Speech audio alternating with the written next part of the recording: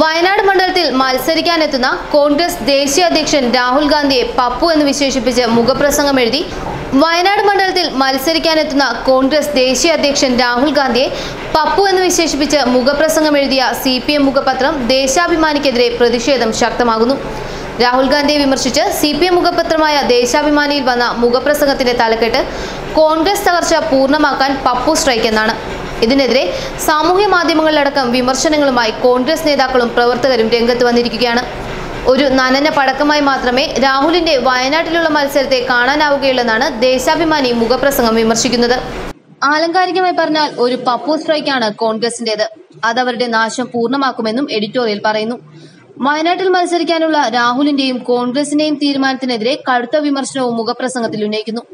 രാഹുൽ ഗാന്ധി വയനാട്ടിൽ മത്സരിക്കുന്നതിലൂടെ കോൺഗ്രസ് നൽകുന്ന സന്ദേശം എന്താണെന്ന് സീതാറാം യെച്ചൂരിയുടെയും പിണറായി വിജയന്റെയും ചോദ്യത്തിന് മറുപടി പറയാനുള്ള ബാധ്യത കോൺഗ്രസിനുണ്ടെന്നും ദേശാഭിമാനി എഡിറ്റോറിയലിൽ എഴുതി.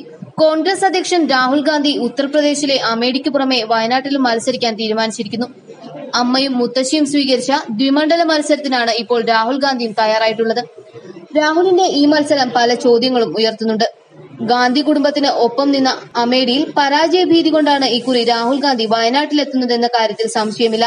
1980 സഞ്ജയ് ഗാന്ധി ജയിച്ചതു മുതൽ ഒരു തവണ ഒഴികെ കോൺഗ്രസുകാർ മാത്രം ജയിച്ച മണ്ഡലമാണ് അമേഠി. എന്നാൽ കഴിഞ്ഞ ലോക്സഭാ തെരഞ്ഞെടുപ്പിൽ രാഹുലിന്റെ ഭൂരിപക്ഷത്തിൽ 2 ലക്ഷം വോട്ടിന്റെ കുറവാണുണ്ടായത്. ഇക്കുറി അത് ഇനിയും ഇടിഞ്ഞാൽ നാണം കെട്ട തോൽവി ഉണ്ടാകുമെന്നുറപ്പാണ്. മാത്രമല്ല 2017 നിയമസഭാ തെരഞ്ഞെടുപ്പിൽ അമേഠി ലോക്സഭാ മണ്ഡലത്തിൽ ഉൾപ്പെട്ട 5 നിയമസഭാ മണ്ഡലത്തിലും കോൺഗ്രസ് തോറ്റമ്പി. നെഹ്റു കുടുംബത്തിന്റെ പോക്കറ്റ് ബറോവിൽ തോറ്റാൽ മുഖം നഷ്ടപ്പെടുമെന്ന് മാത്രമല്ല, മത്സരിച്ചു ജയിക്കാൻ രാഹുലിനും കോൺഗ്രസിനും സുരക്ഷിതമായ ഒരു മണ്ഡലം പോലും ഉത്തരേന്ത്യയിൽ ഇല്ലെന്നതാണ് വാസ്തവം. അതിനാലാണ് ഇന്ദിരാഗാന്ധിയെയും സോണിയയും അനുകരിച്ച് രാഹുൽ ഗാന്ധിയും ദക്ഷിണേന്ത്യയിലേക്ക് വന്നത്. എന്നാൽ ഉത്തരേന്ത്യ പോലെ തന്നെ കോൺഗ്രസിന് ദക്ഷിണേന്ത്യയും ഇന്ന് മരുഭൂമിയാണെന്നും എഡിറ്റോറിയലിൽ പറയുന്നു. ഇതിനെതിരെ VT ബൽറാം അടക്കമുള്ളവർ രംഗത്ത് വന്നു. CPMന്റെ നേതാക്കന്മാരൊക്കെ മഹാന്മാരാണ്, അവരെ ബാക്കി എല്ലാവരും ബഹുമാനിച്ചോളണം. എന്നാൽ CPMന്റെ മുഖപത്രത്തിന് ഇങ്ങനെയൊക്കെയുള്ള ഭാഷയിൽ എഡിറ്റോറിയൽ എഴുതാമെന്നാണ് ബൽറാം ഫേസ്ബുക്കിൽ കുറിച്ചത്. സോഷ്യൽ മീഡിയയിൽ പല രാഷ്ട്രീയ നേതാക്കന്മാർക്കും എതിരാളികൾ പരിഹാസപൂർവ്വം സൃഷ്ടിച്ച ഇരട്ടപ്പേരുകളുണ്ട്.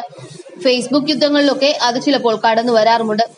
അതിന്റെ പേരിൽ നിലവാര പരിശോധനകളും നടത്തപ്പെടാറുണ്ട്. എന്നാൽ സർക്കാർ ഖജനാവിലെ കോടിക്കണക്കിന് രൂപ പരസ്യക്കൂലി ഇനത്തിൽ കൈപ്പറ്റുന്ന ഒരു മുഖ്യധാരാ ദിനപത്രം അതിന്റെ എഡിറ്റോറിയലിൽ ഇങ്ങനെയൊക്കെ എഴുതുമ്പോൾ അത് മലയാള മാധ്യമ ലോകത്തിന് തന്നെ അപമാനമാണെന്നും ബൽറാം കുറിച്ചു. ന്യൂസ് ഡെസ്ക് മലയാളി വാർത്ത.